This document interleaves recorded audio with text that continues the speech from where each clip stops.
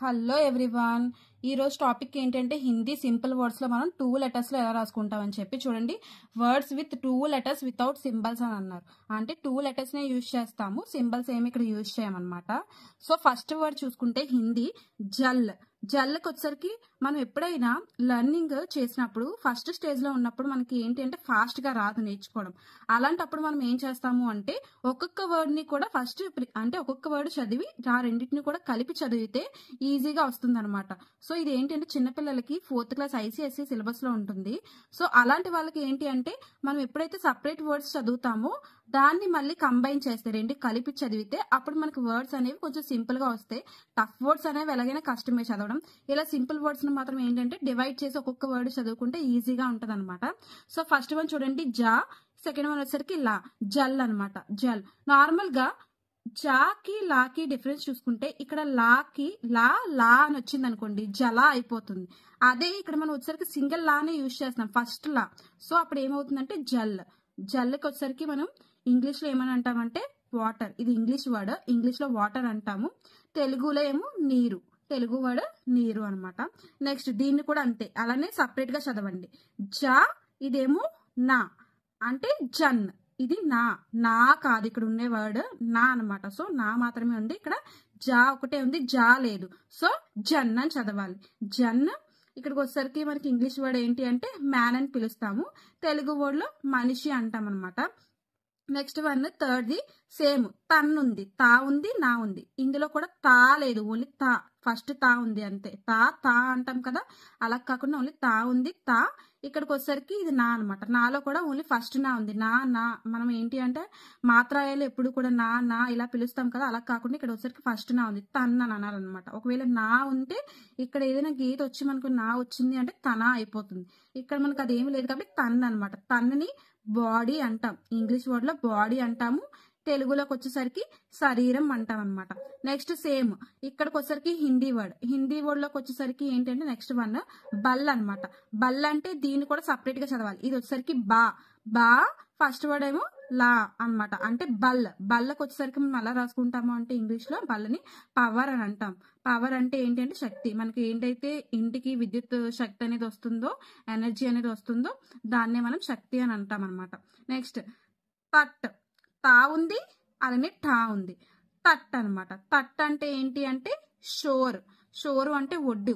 ఏంటి మనకి ఆల్రెడీ సముద్రం ఒడ్డున అని చెప్పాను అంటాం కదా, దాన్ని మనం షోరు ఒడ్డు అని అంటాం అనమాట. నెక్స్ట్ ఇక్కడికి వచ్చేసరికి నెక్స్ట్ వన్ దన్.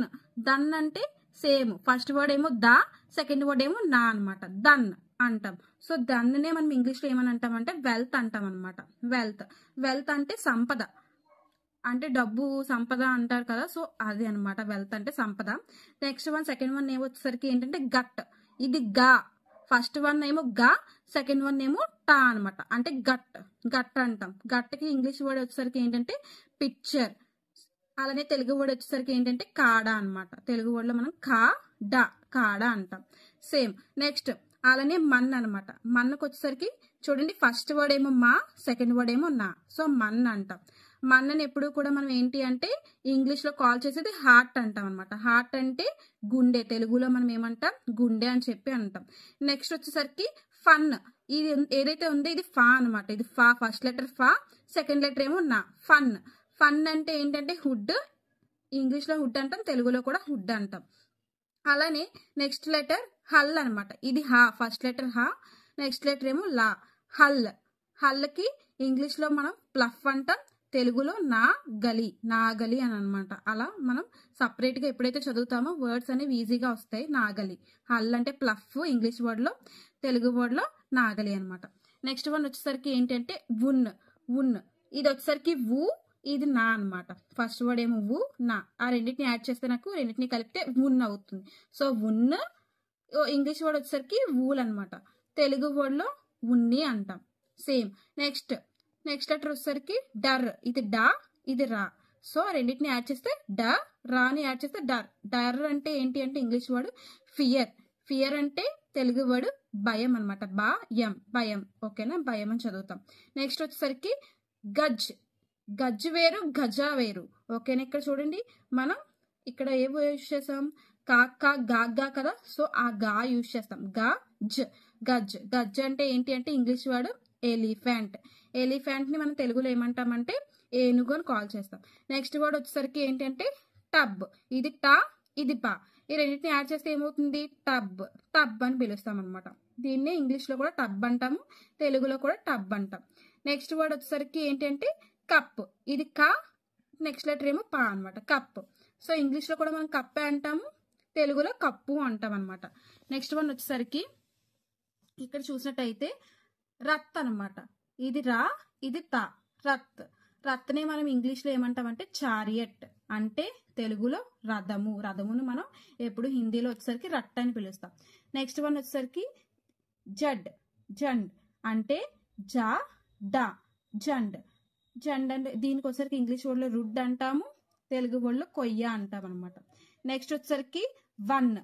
వా, నా రెండు కలిపి యాడ్ చేస్తే వన్ అవుతుంది. ఈ ఇంగ్లీష్ వర్డ్ లోకి వచ్చేసరికి మనం ఏమంటాము అంటే ఫారెస్ట్. ఫారెస్ట్ అంటే తెలుగులో అడవి అని కాల్ చేస్తాం. నెక్స్ట్ తన్. తా, నా ఈ రెండింటిని కలిపితే నాకు ఏమవుతుంది అంటే తన్. దాన్నే మనం ఇంగ్లీష్ లో టీట్స్ అంటాము, తెలుగులో చనుమొనులు అంటాం అనమాట. నెక్స్ట్ సేమ్ అలానే నెక్స్ట్ చెత్త. చెత్త అంటే ఏంటి అంటే చ, తా ఈ రెండింటిని యాడ్ చేస్తే చెత్త అవుతుంది అనమాట. దీన్ని మనం ఇంగ్లీష్ లో రూఫ్ అంటాము, తెలుగులో పైకప్పు అంటాం.